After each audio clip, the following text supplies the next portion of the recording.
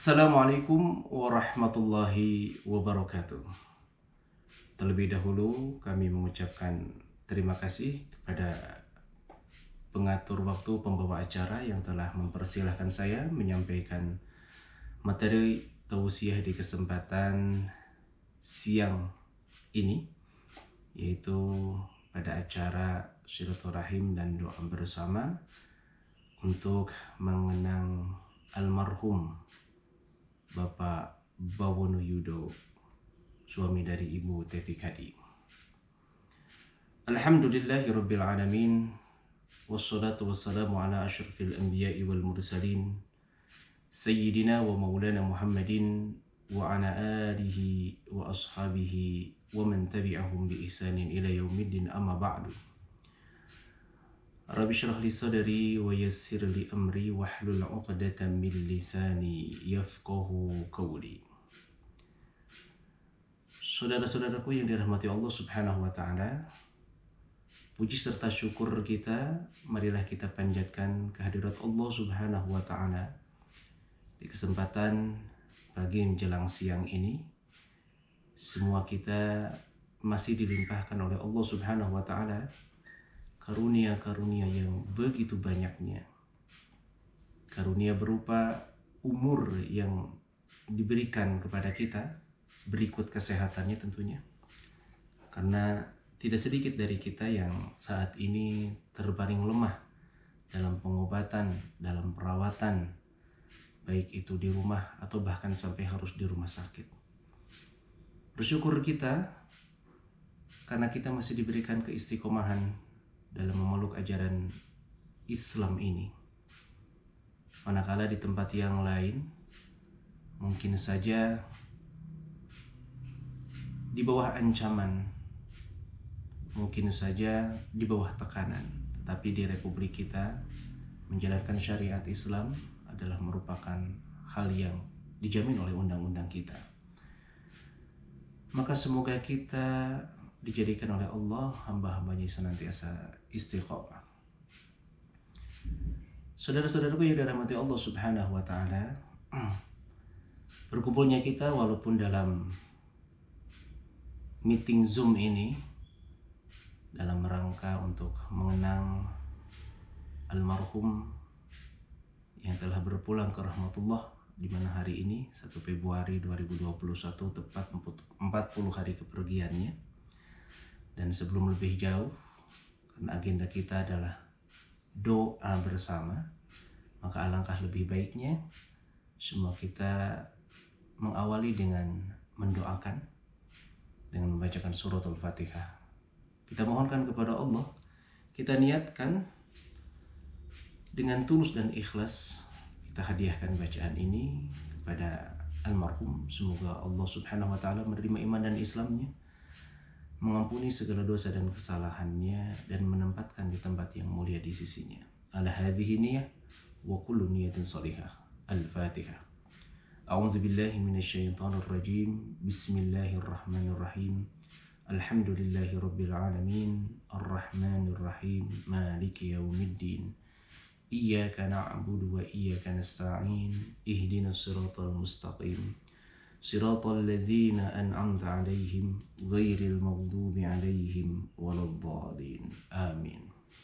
Allahumma ighfir lahu warhamhu wa'afihi wa'fu anhu. Jazakumullah khairan katsiran. Terima kasih pada saudara-saudaraku sekalian dimanapun Anda berada yang menyaksikan tayangan ini, di mana salah satu konten acara adalah mendengarkan siraman rohani yang diamanahkan kepada saya dengan mengambil tema kekuatan doa bagi yang meninggal dan yang ditinggalkan.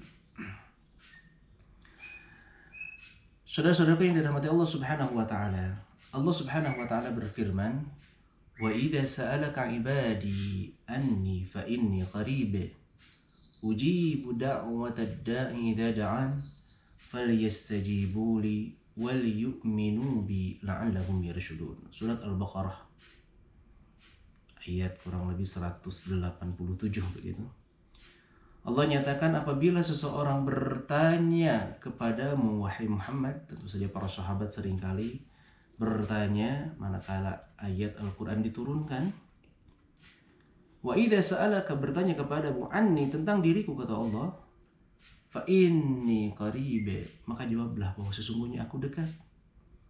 Ujibu da'watad da'i idza da'an, Allah akan mengijabah, Allah akan mengabulkan, Allah akan memenuhi setiap doa dan harapan. Idza da'an, apabila hambaku itu berdoa dengan penuh kesungguhan dan keyakinan.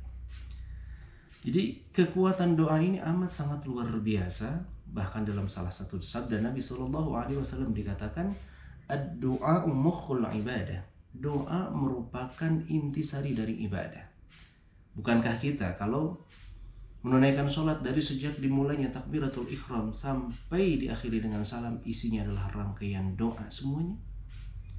Bahkan ada dalam salah satu gerakan sholat kita di mana isinya semuanya permohonan kita kepada Allah manakala kita sedang duduk di antara dua sujud. Ada berbagai perkara kebutuhan pokok manusia yang dimohonkan kepada Allah dengan penuh kesungguhan, dan itu diulang sebanyak bilangan rakaat kita. Sehari semalam ada 17 rakaat, dari mulai subuh 2 rakaat, zuhur 4 rakaat, asar 4 rakaat, maghribnya 3 rakaat, dan isyanya 4 rakaat. Semuanya ada. Manakala kita memohon kepada Allah dengan ungkapan Rabbi gfirli warhamni wajburni warfa'ni warzuqni wahdini wa'afini wa'fu anni. Sedikitnya ada berapa tadi? Rabbi gfirli, ya Allah, mohonlah, aku mohon kepadamu ampunan. Ini yang paling utama. Apapun hajat dan keinginannya, maka magfirah harus kita raih terlebih dahulu. Kalau sudah ampunan yang diberikan oleh Allah, maka akan seiring dengan rahmatnya. Orang yang berhijrah, orang yang bertaubat, maka harus diawali dengan memohon ampun kepada Allah. Rabbi gfirli warhamni, rahmatilah aku. Kasih sayang ini juga utama. Ya dikasih, ya disayangi. Karena tidak jarang orang dikasih tanpa disayang. Apalah artinya? Maka ini Rahman dan Rahimnya Allah. Rabbi gfirli warhamni wajburni, dijembarkan. Warfa'ani, diangkat derajatnya. Warzuqni, diberikan keberlimpahan rezeki.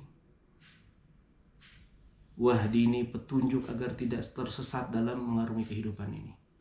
Wa'afini wa'fu anni, diberikan kesehatan wal afiyah, sehat wal afiyah, agar raganya sehat, jasmaninya sehat, rohaninya sehat. Wa'fu anni, dan juga dihapuskan dari segala kesalahan. Ini adalah kebutuhan-kebutuhan pokok yang selalu kita mohon kepada Allah Subhanahu wa ta'ala. Bagaimana dengan orang yang sudah meninggal, sudah wafat? Masihkah butuh aliran doa? Tentu saja masih butuh. Terutama lagi adalah dari anak dan keturunannya. Acara doa bersama seperti ini kerap sekali diselenggarakan secara khusus, terutama bagi kita yang berada di tanah air. Adalah merupakan kearifan lokal. Manakala ada seseorang yang wafat, maka diselenggarakan acara doa bersama. Bahkan dalam hitungan-hitungan hari tertentu, mungkin 1, 2, 3, 4, 5, 6, 7. Kemudian berjumpa lagi di hari ke-40, akan ketemu lagi di hari yang ke-100, akan ketemu lagi pada haulnya yang ke-1 akan ketemu lagi pada hari itu. Namun ketahuilah bahwa doa akan tetap dibutuhkan oleh almarhum yang berada di alam barzakh sana, dan yang terpenting adalah dari keturunannya. Rasulullah SAW mengatakan dalam salah satu sabdanya, in qata'a amal ibnu Adam, akan terputus amalan anak Adam, illa min thalathin, kecuali 3 perkara. Jadi ada 3 amalan yang akan terus memberikan manfaat bagi jenazah, bagi almarhum yang sudah Allah wafatkan. Namun kebaikan yang pernah dilakukan selagi hidup di dunia akan terus mengalirinya kebaikan. Kata Rasulullah, yang pertama sedekah jariyah. Sedekah jariyah.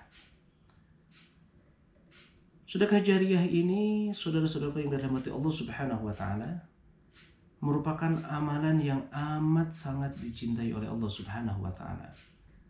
Karena kebermanfaatannya akan terus dipergunakan, akan terus dimanfaatkan bahkan sepeninggalnya dari si pewakaf ini, dari orang yang bersedekah jariah ini. Sebagai contoh, mungkin terlibat dalam pembangunan sebuah rumah ibadah, sebuah masjid, terlibat dalam pemberian Al-Quran untuk para santri tahfiz misalnya, atau hanya mungkin selembar sajadah yang digunakan oleh imam sholat, atau mungkin selembar mukena yang diwakafkan dalam sebuah surau atau masjid yang terus menerus dipergunakan manakala ada seseorang yang sholat namun terlupa tidak membawa mukena dan menggunakan mukena yang diberikan oleh kita, maka sepanjang itulah pahalanya akan terus mengalir.